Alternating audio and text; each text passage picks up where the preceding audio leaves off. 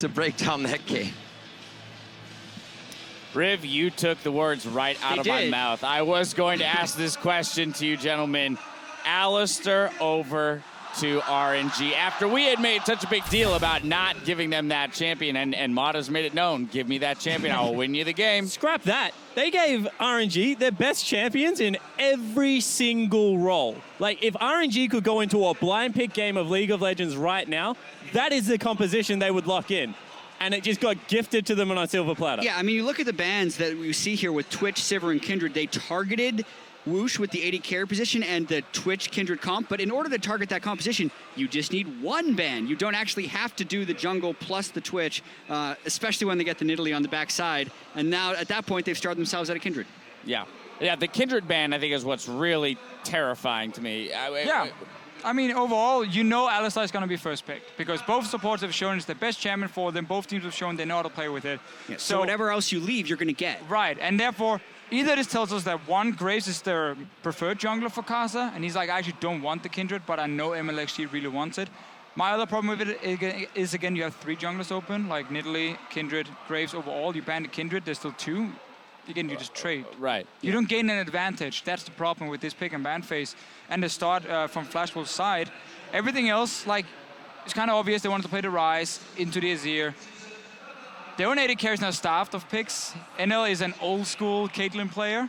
Legacy. Yeah, a legacy Caitlyn player. I don't even want to say that because, yeah, he hasn't even really achieved anything on the champion. Yeah, we can get into some criticisms of NL and the Caitlyn in just a moment, but I do want to touch on the Nidalee because we had some concerns around Nidalee falling down. I mean, not necessarily falling out of, like, contention, but wasn't performing very well at this tournament so far. Exactly. But MLXG put on a show here, Jad. Nidalee had a losing record coming in. A lot of people are saying, hey, in a team fight meta, why are you still picking Nidalee who can't be good in team fights?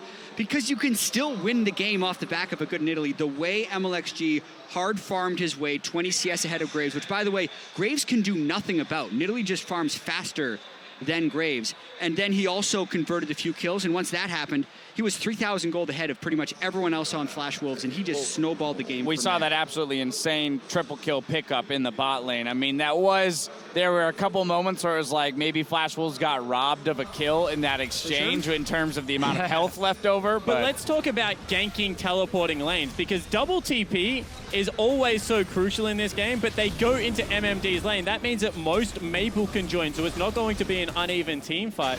And you can see that, sure, you know, Whoosh survives by the skin of his teeth. Looper saving the day. Yeah, but this is just how RNG love to play League of Legends right now. Scrappy. Get in there and just take people out. And we see an RNG team now who's getting a much better understanding of the macro in this game here, and that's why they're so scary, because they have the fantastic players. They know how to start fights.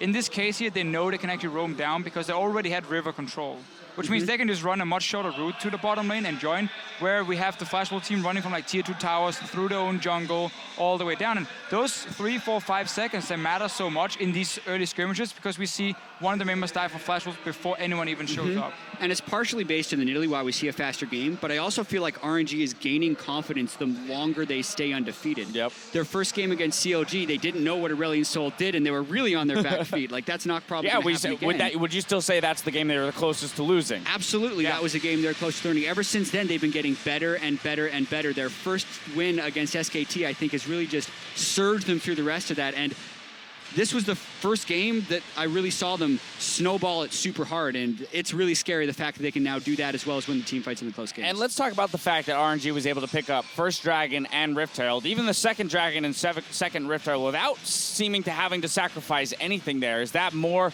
a condemnation of Flash Wolves there and their inability to take an advantage off of it, Deficio? Yeah, if a team can get both objectives in the river in a lane swap, it's obviously a good job by them, but it's actually a worse job by the other team in the swap. Yep. Because what went wrong here for Flash Wolves was, after taking the tier 1 top tower, they didn't recall to bottom side. That is perfectly fine. But actually what ends up happening is Caster stops to clear a pink ward.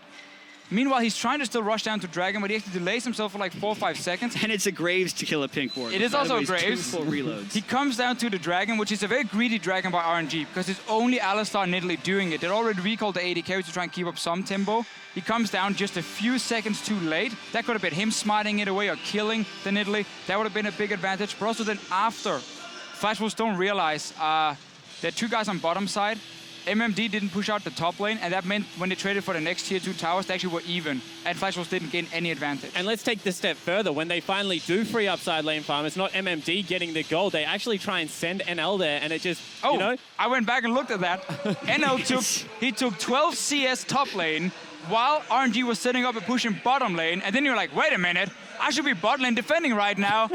And then he moves down, and they lose even more. So you're saying you don't approve? I do not approve of Flash Wolves lane. All right, Deficio does not approve, but you just RNG have to be better than the other guys. That's true, and RNG played it well. That is very much true. Motto to live by, or to play by, rather. Yeah. Anyway, Perfect. Just a little better. Just a little bit better than everyone else. All right, well, RNG continuing their undefeated run here at MSI. We're going to step away, but meet us back here for our 3rd game of the day as SK Telecom duke it out with Counterlogic Gaming. The midseason invitational returns after this.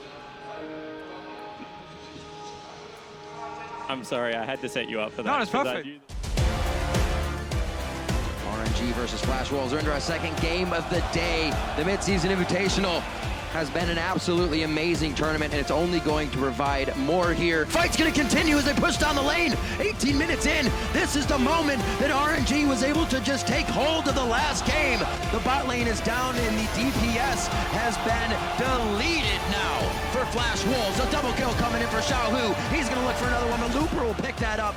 RNG looking to stay undefeated here in Shanghai. And just listen to that crowd as the Nexus goes down. RNG take down Flash Wolves.